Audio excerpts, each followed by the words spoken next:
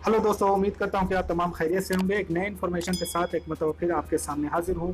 यहां हम बात करने वाले हैं national fellowship for scheduled caste students के बारे में। जैसा कि आपको पता है कि national fellowship for scheduled caste student के रिजल्ट आ चुके हैं। उसकी जो सिलेक्टेड कैंडिडेट की जो लिस्ट है वो आ चुकी है। अब यहाँ पे हमें बात करनी है कि किस तरह से आप इस फेलोशिप को क्लेम कर सकते हैं, किस तरह से आप इस फेलोशिप के लिए अप्लाई कर सकते हैं, कौन से फॉर्म आपको फिल करने होंगे और उसका प्रोसीजर क्या है, उसको हम यहाँ पे डिटेल में डिस्कस करने वाले हैं।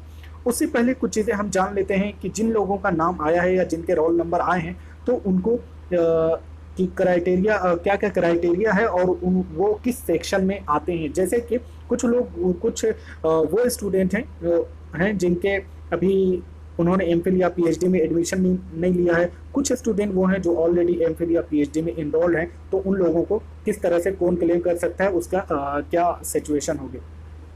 तो सबसे पहले आपको ये बता दूं कि इसकी जो लास्ट डेट है फॉर्म फिल करने की, क्लेम करने की, ये है 31/7/2020।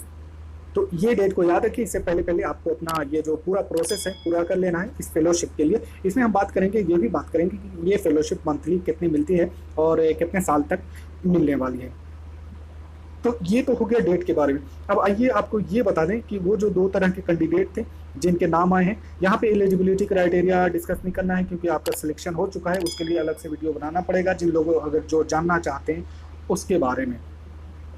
पहले यहाँ पे ये बता दूं कि ये जो फेलोशिप है ये आप यहाँ पे ये देख सकते हैं।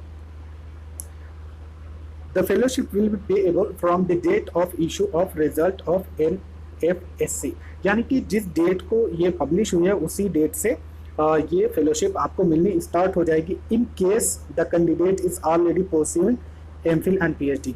इन केस अगर जो स्टूडेंट है वो ऑलरेडी एमफिल या पीएचडी में एडमिशन ले चुका है तो ये तो वो कैटेगरी है जो लोग ऑलरेडी इनरोल्ड हैं। दूसरा ये है और from the date of joining MPhil and PhD. तो ये दो क्राइटेरिया है जिन लोगों ने या तो वो उस डेट से लेंगे जब ये फेलोशिप आई है या फिर जब उन्होंने अपना एमफिल या पीएचडी का एडमिशन लिया उस वक्त से। विच एवर इज लेटर, इन दोनों में से जो लास्ट में होगा उसके हिसाब से वही प्रेफर किया जाएगा। लेकिन अब ये होता है कि प्रीलियमली आप जान लें कि जब से ये डेट आई है क्योंकि बहुत सारे स्टूडेंट का अलग अलग सिचुएशन होती है, उस हिसाब से वो क्लेम कर सकते हैं। तो ये बात आप याद रखिए। आगे ये देखना, if a candidate has already taken admission for MPhil and PhD through regular and full time mode in any UGC recognized university institution and his her roll number is given in the list, he she should apply। ये जो date है वो मैंने आपको बता दी है कि कब उसे अप्लाई करना है। यहाँ पे देखिए, the identified candidate who have not taken admission and registration are advised to get admission and registration for regular and full-time courses in MPhil and PhD in a UGC recognized institution at the first available opportunity, but not later than 3 years from the date of issue of award letter। ये उन लोगों के लिए है जैसे जिन लोगों का अभी एमए क्लियर हुआ है, उन्होंने एमफिल में एडमिशन नहीं लिया है या फिर पीएचडी में एडमिशन नहीं लिया है, तो वो किस तरह से इस फेलोशिप को कर सकते हैं। तो उनके लिए ऑप्शन दिया है कि जितना जल्दी से जल्दी हो सके आप अपना एडमिशन लें और ज़्यादा से ज़्यादा आपको 3 साल का मौका दिया जाएगा। जब से ये पब्लिश हुआ है तो 3 साल के अंदर आपको अपना एडमिशन एमफिल या पीएचडी में ले लेना है, तभी आप इस फेलोशिप को उठा पाएंगे। तो ये उन लोगों के लिए जिनका एडमिशन नहीं है।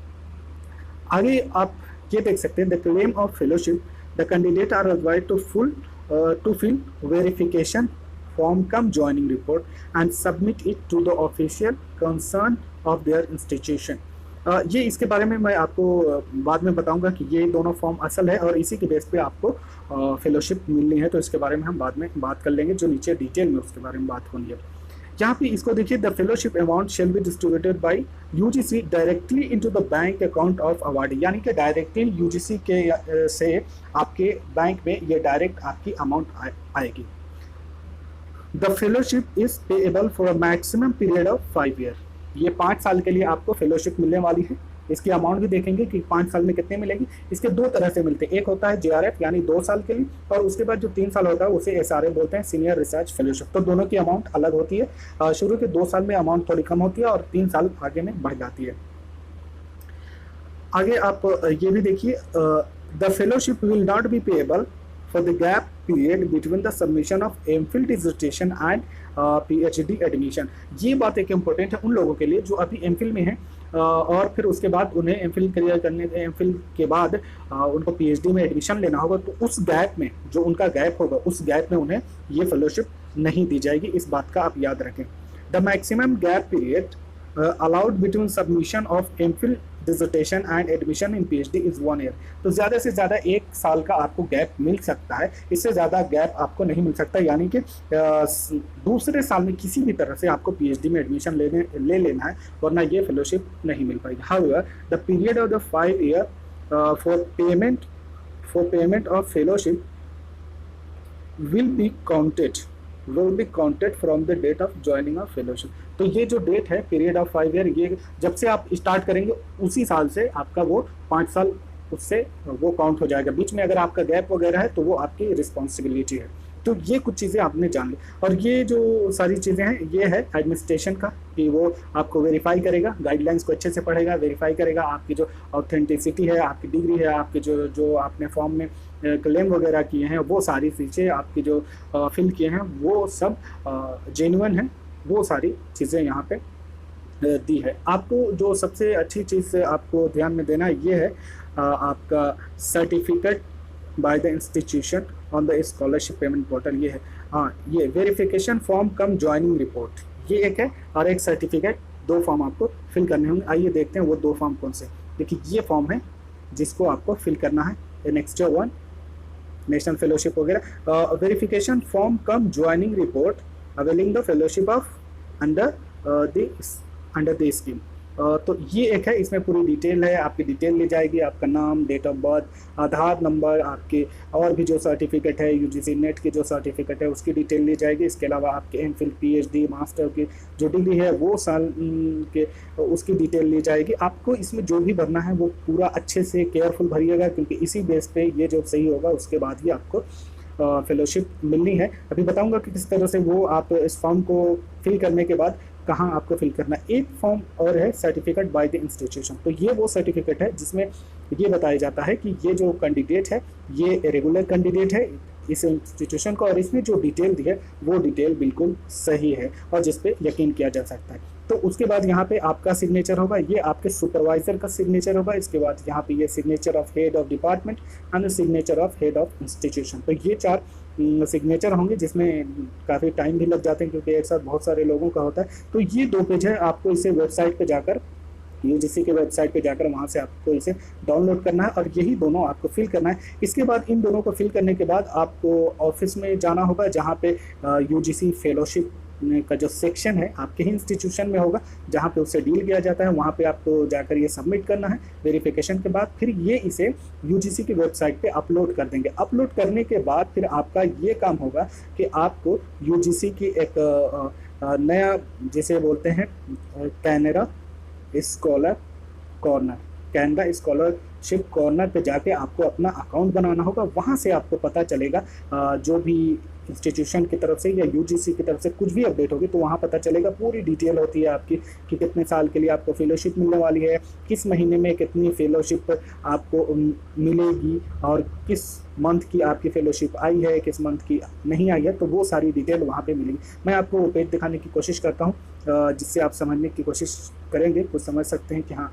ये वो पेज है, वेबसाइट है, इस पर आपको जाना है। इसका लिंक भी मैं नीचे प्रोवाइड करा दूंगा और इस सेक्शन पे जाकर आप न्यू यूज़र रजिस्ट्रेशन पे क्लिक करके आप इसे अपना आईडी बना सकते हैं और उसको याद रखिएगा, पासवर्ड आप चेंज भी कर सकते हैं और इसी में आपकी पूरी डिटेल वगैरह वहाँ पे आपको दी जाएगी। तो ये 2 फॉर्म जाकर आप वहाँ से डाउनलोड कर लीजिए और डाउनलोड करने के बाद इसे अपने इंस्टीट्यूशन से ही आपको सारी चीज़ें वेरीफाई कराने के बाद आप अपलोड कर सकते हैं और आपको ये फेलोशिप मिलेगी। आइए थोड़ी बात कर लेते हैं कि फेलोशिप कितनी मिलेगी। तो ये देखिए JRF 5 साल के लिए मिलेगी, तो टोटल 5 साल के लिए मिलेगी। तो शुरू के जो 2 साल है उसमें आपको 31,000 पर मंथ मिलेगा और उसके बाद 3 साल जो है उसे SRF बोलते हैं, सीनियर रिसर्च फेलोशिप, उसमें 35,000 मिलेगा।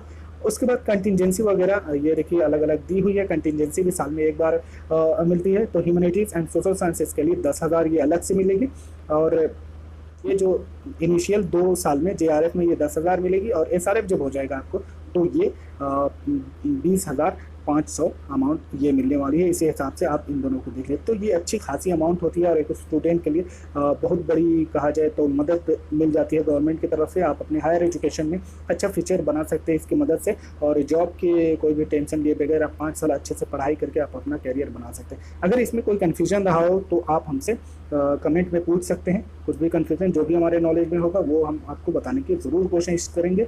आप अगर हमारे चैनल पे नए हैं तो इसे सब्सक्राइब करें। मिलते हैं नए वीडियो में नए इन्फॉर्मेशन के साथ, तब तक के लिए आप अपना ख्याल रखें। Thank for watching.